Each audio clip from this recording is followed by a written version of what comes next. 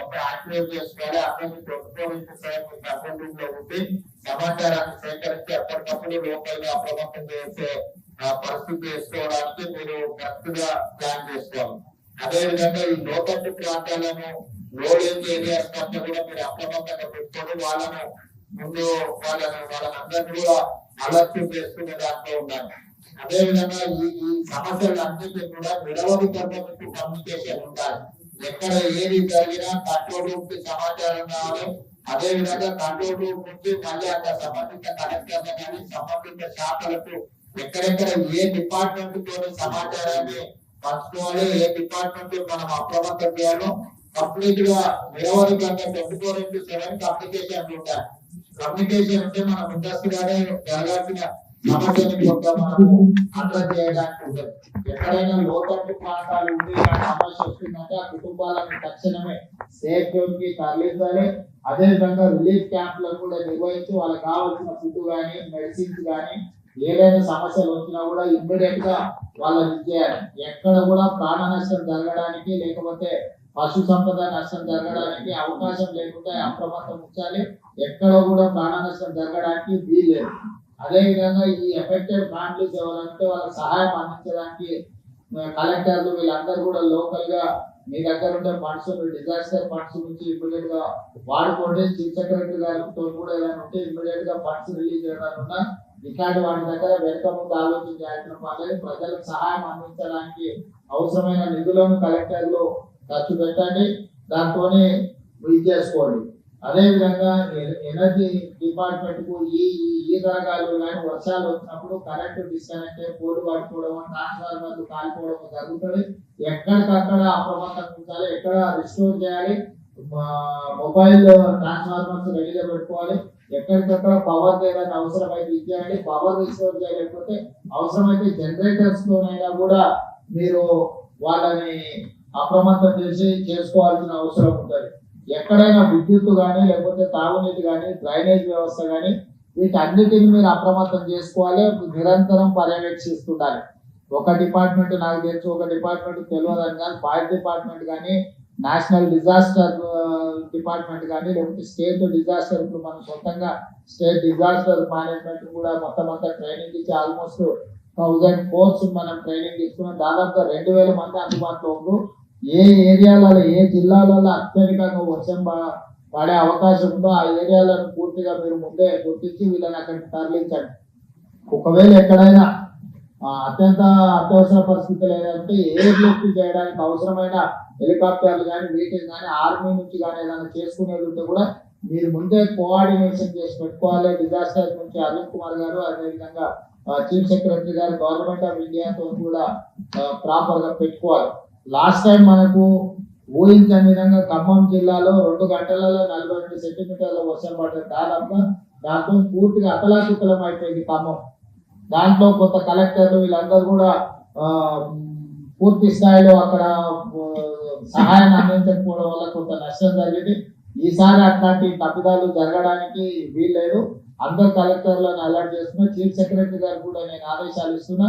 ఎక్కడెక్కడైతే ఈ జిల్లాలో అత్యధికంగా వర్షం పడతాయని వాతావరణ శాఖ ఇచ్చిందో మీరు స్పెషల్ ఆఫీసర్ ని డెప్యూట్ చేయాలి. సీనియర్ ఐఏఎస్ లను అంతకుండా అక్కడ కలెక్టర్లుగా పనిచేసిన వాళ్ళను లేకపోతే ఆ ప్రాంతం పట్ల పూర్తి స్థాయిలో అవగాహన ఉన్న వాళ్ళను కొంత పర్యవేక్షణ కోసం అధికారులను నియమించడంతో కూడా ఏమైందంటే ఆ కలెక్టర్ కి హెల్పింగ్ హ్యాండ్ లాగా ఉంటుంది. కింద సిస్టమ్ కూడా రన్ చేయడానికి ఉంటుంది. కాబట్టి రాబోయే 72 గంటలు ఈ విధంగా తీసుకోండి.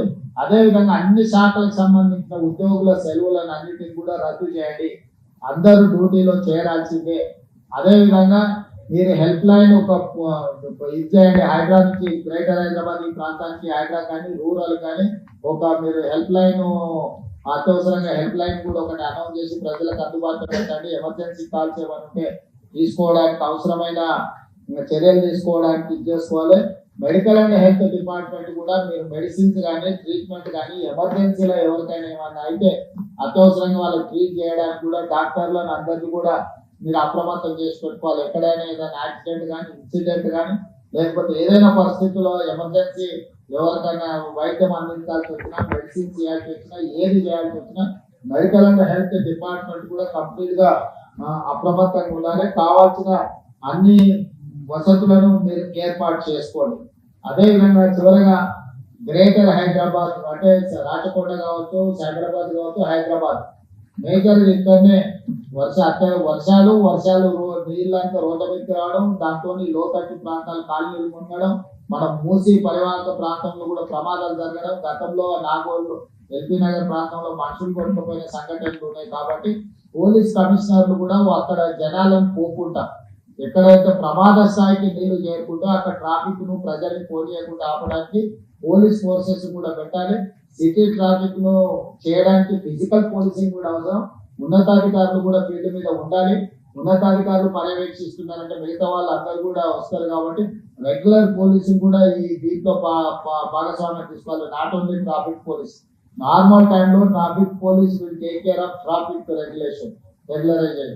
కానీ ఇది స్పెషల్ సిచ్యువేషన్ కాబట్టి regular police, law and order పోలీసులు కూడా ఈ 3 కమిషనరేట్ల కింద అందరినీ అప్రమత్తం చేసి పోలీసులు అందరూ కూడా దీంట్లో ఉండాలి. కంట్రోల్ రూమ్ లో కూడా కంట్రోల్ రూమ్ ఇన్ఛార్జ్లకు, కంట్రోల్ రూమ్ లో ఉన్న వాళ్ళకు ఎప్పటికప్పుడు సిటీ అంతా ఏ ఏరియాలో ఉందో అత్యవసరమైన పరిస్థితులను చేసుకొని వాళ్ళందరినీ అప్రమత్తం చేసుకుంటూ పోతుండాలి.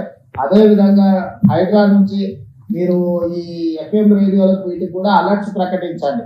వాళ్ళకి చెప్తే వాళ్ళు ట్రాఫిక్ తో పాటు ఎక్కడ వర్షపాతం ఉంది, ఎక్కడ బ్రిడ్జులు ఉన్నాయి, ఎక్కడ బ్రిడ్జులు లేకపోతే మొత్తం అక్కడ పోవడానికి అవకాశం లేని ప్రాంతాలు ఉంటే కూడా వాళ్ళందరినీ కూడా అప్రమత్తం చేసి రేడియో సమాచారం కానీ టీవీలలో కూడా అలర్ట్ చేయించడం, కొంత కోఆర్డినేషన్, మీడియా కోఆర్డినేషన్. అదే విధంగా ప్రజల్ని భయపెట్టే వార్తలు కూడా ఎవరైనా ఇస్తే ఐఎన్టీఆర్ కమిషనర్ గారు కూడా నేను సూచన చేస్తున్నా, మీరు ఒక టీంను పెట్టుకొని ఎవరైనా ఒక భయానక వాతావరణం సృష్టించడానికి తప్పుడు వార్తలు ఎవరైనా ప్రసారం చేస్తే ఇమ్మీడియట్ గా ఆ ఛానల్స్ కానీ వాళ్ళని కానీ మీరు ఇమ్మీడియట్ గా అప్రమత్తం చేసి వాళ్ళకి సమాచారం అందించండి. కాదు కూడా కానీ వాళ్ళు ఏదైనా చేస్తే ఇమ్మీడియట్ గా ఏం చర్యలు తీసుకోవాలో ఐఎన్టీఆర్ వైపు నుంచి కూడా దీంట్లో ఉండాలి. మీరు సమాచారం ఇవ్వనప్పుడు వాళ్ళు ఏదో ఒకటి వేస్తారు. మీరే అందుబాటులో ఉండి సమాచారం తెచ్చుకొని వాళ్ళకి సమాచారాన్ని అందిస్తే వాళ్ళు వాస్తవాలను కూడా ప్రకటించే అవకాశం ఉంటుంది. కాబట్టి ఐఎన్టీఆర్ డిపార్ట్మెంట్, సిపిఆర్ వీళ్ళందరూ కూడా సమాచారాన్ని ఎప్పటికప్పుడు మీడియా ద్వారా కూడా ప్రజలకు చేరేటట్టు మీడియాను కూడా అప్రమత్తం చేయడం, మీడియా కూడా సమాచారం అందించే కార్యక్రమాలను కూడా తీసుకోవాలి. వీళ్ళందరినీ కోఆర్డినేషన్ చేయడానికి చీఫ్ సెక్రటరీ గారు, డీజీ గారు, కమిషనర్లు మీరు ఒక గ్రూప్ క్రియేట్ చేసుకొని ఎప్పటికప్పుడు ఆ గ్రూప్ లో మీరు డిస్కషన్ చేసుకొని ఇన్స్ట్రక్షన్స్ ఇవ్వడానికి కూడా అవసరమైన దీంట్లో కూడా మీరు ఒక కోఆర్డినేషన్ లాగా ఉండాలి. ఎందుకంటే ఒకసారి ఫోటో కలుస్తారు, కలవరు, లేకపోతే సిగ్నల్ బ్రేక్ అయ్యి ఏదైనా ప్రాబ్లం వస్తే కూడా మీరు ఒక గ్రూప్ క్రియేట్ చేసుకొని డిజాస్టర్ మేనేజ్మెంట్ కోసం నెక్స్ట్ 72 hours ని అడ్రస్ చేయడానికి అవసరమైన ఒక గ్రూప్ క్రియేట్ చేసుకోండి. కన్సర్న్ మినిస్టర్స్ అందరూ అందుబాటులో ఉంటారు, నేను కూడా అందుబాటులో ఉంటాను. ఈ హైదరాబాద్ రంగారెడ్డి ఇత్యాది మినిస్టర్లు కూడా ఎప్పటికప్పుడు అందుబాటులో ఉంటారు. ఎందుకంటే ఈ ఏరియా మేజర్ గా ట్రాఫిక్, ఈపీ, మూసి, నాలాలు ఇవన్నీ కూడా ఇష్యూస్ ఉన్నాయి. ఇద్దరు ఇన్ఛార్జ్ మినిస్టర్లు కూడా అప్రమత్తంగా ఉంటారు, మీకు అందుబాటులో ఉంటారు. మిగతా అధికారులు అందరూ కూడా ప్రాపర్ గా మీరు కోఆర్డినేషన్ చేసుకోవాలి. చీఫ్ సెక్రటరీ గారు మీరు కూడా అన్ని డిపార్ట్మెంట్లో చేయండి. ఇంపార్టెంట్ డిస్ట్రిక్ట్స్, హెవీ రైన్స్ ఉన్న, రెడ్ అలర్ట్ ఉన్న దాంట్లో మాత్రం సీనియర్ ఆఫీసర్లను మీరు కొంతమందిని డెప్యూట్ చేయండి. దాంతో ఇది అవుతుంది. తర్వాత ఇరిగేషన్ డిపార్ట్మెంట్ కూడా మీరు వాటర్ ఇన్ఫ్లో అవుట్ఫ్లోస్ క్యాలిక్యులేట్ చేసుకొని ఎప్పటికప్పుడు గేట్ పెట్టడం కానీ, లేకపోతే వాటర్ స్ట్రీమ్ లైన్ చేయడం కానీ, ఎక్కడికక్కడ విడుదల చేయడం కానీ ఉంటుంది. మీరు చాలా వరకు ఏంటంటే ఇప్పుడు గోదావరిలో, కృష్ణలో ఫ్లో ఎక్కువ లేదు కాబట్టి వర్షం వచ్చినా నష్టం లేదని ఏదైతే ఆలోచనలు ఉందో రీసెంట్ డేస్ లో క్లౌడ్ బర్స్ట్ వల్ల ఎక్కువ డ్యామేజ్ అవుతుంది. వాటిని అప్రమత్తంగా ఉండాలి. ఇప్పుడు అత్యధికంగా మన సిస్టమ్ అంతా 24 గంటలకు 2 సెంటీమీటర్ల వర్షం కురిస్తే సరిపోయే వ్యవస్థ ఏర్పాటు చేసుకున్నాం మనం పట్టణాలలో. కానీ 2 గంటలలో 30-40 సెంటీమీటర్లు వచ్చినప్పుడు మనకున్న డ్రైనేజ్ వ్యవస్థ కానీ, మనకున్న రోడ్ల వ్యవస్థ కానీ సరిపోదు. దాంతో ఏమైతుందంటే పూర్తి స్థాయిలో ఎంత మీరు అటెండ్ చేసినా రోడ్ల మీద మొత్తం నీళ్లు నిలిచిపోతున్నాయి, ట్రాఫిక్ నిలిచిపోతుంది. దాన్ని దృష్టిలో పెట్టుకొని వీలైనంత మేరకు చీఫ్ సెక్రటరీ గారికి సూచన చేస్తున్న స్కూల్స్, కాలేజెస్ కూడా కంటిన్యూగా నడపాలా, హాలిడేస్ ఇవ్వాలా, పరిస్థితిని బట్టి అంచనా వేసుకోండి.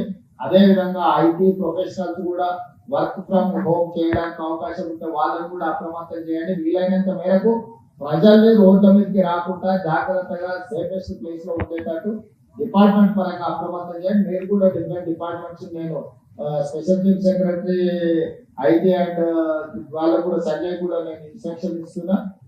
శ్రీధర్ బాబు గారితో కోఆర్డినేట్ చేసుకొని ఐటీ కంపెనీలు కూడా వీలైతే నెక్స్ట్ 2-3 రోజులు వర్క్ ఫ్రమ్ హోమ్ చేసుకోవడానికి అవకాశం ఉంటే దాన్ని కూడా ఎగ్జామిన్ చేయమని వాళ్ళకి చెప్పండి, వాళ్ళని అలర్ట్ చేయండి.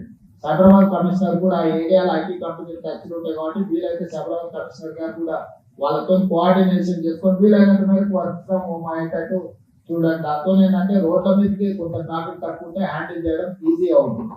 స్కూల్స్ అండ్ కాలేజెస్ కూడా పరిస్థితి బాగాలేకపోతే అవసరమైతే సెలవులు ప్రకటించైనా 2 రోజులు వాటిని స్ట్రీమ్ లైన్ చేసుకోవడానికి అవసరమైన వాటికి కూడా మీరు చర్యలు తీసుకొని ఇచ్చేయండి. దీని ప్రకారం ఏ చిన్న ప్రాణ నష్టం, ఆస్తి నష్టం, పశు సంపద నష్టం ఎలాంటివి జరగడానికి వీల్లేదు. జంట నగరాలలో పాత భవనాలు ఏమైనా ఉంటే కూడా జనాలు అక్కడ నుంచి ఖాళీ చేయించండి. చాలా పురాతన శిథిలావస్థకు వచ్చిన భవనాలు ఉన్నాయి. ఈ అత్యధికంగా వర్షపాతం ఉన్నప్పుడు కూలిపోయి దాని కింద ప్రజలు చనిపోయే అవకాశం ఉంటుంది కాబట్టి అట్లాంటివి ఏమైనా ఉంటే మీ జోనల్ కమిషనర్స్ ని, డెప్యూటీ కమిషనర్స్ కూడా అప్రమత్తం చేసి ఆ ప్రాంతంలో ఎవరిని లేకుండా ఖాళీ చేయించండి. విద్యుత్ శాఖ కూడా ఇంపార్టెంట్. చాలా వరకు హైదరాబాద్ లో వర్షాలు రాగానే చెత్త కూలిపోయి కరెంటు పోల్ల మీద పడి అవి కూలిపోయి కరెంటు పోయే అవకాశం ఉంది కాబట్టి వెంబడే ఆ కరెంటును పునరుద్ధరించడానికి అవసరమైన చర్యలు కూడా తీసుకోవాలి. అవసరం అనుకుంటే జనరేటర్స్ కానీ లేకపోతే మూవబుల్ వెహికల్ మీద ట్రాన్స్ఫార్మర్స్ పెట్టి మూవ్ చేసి రిస్టోర్ చేయడానికి అవసరమైన ప్రణాళికలు కూడా అన్ని సిద్ధం చేసుకొని రాబోయే 72 గంటలు అందరు అప్రమత్తంగా ఉండాల్సిందిగా ఆదేశిస్తూ ఈ సమావేశంలో పాల్గొన్న మంత్రులకు, ఉన్నతాధికారులందరికీ కూడా నేను ఈ సూచన ద్వారా ఈ సమావేశాన్ని ముగిస్తున్నాను. ధన్యవాదాలు.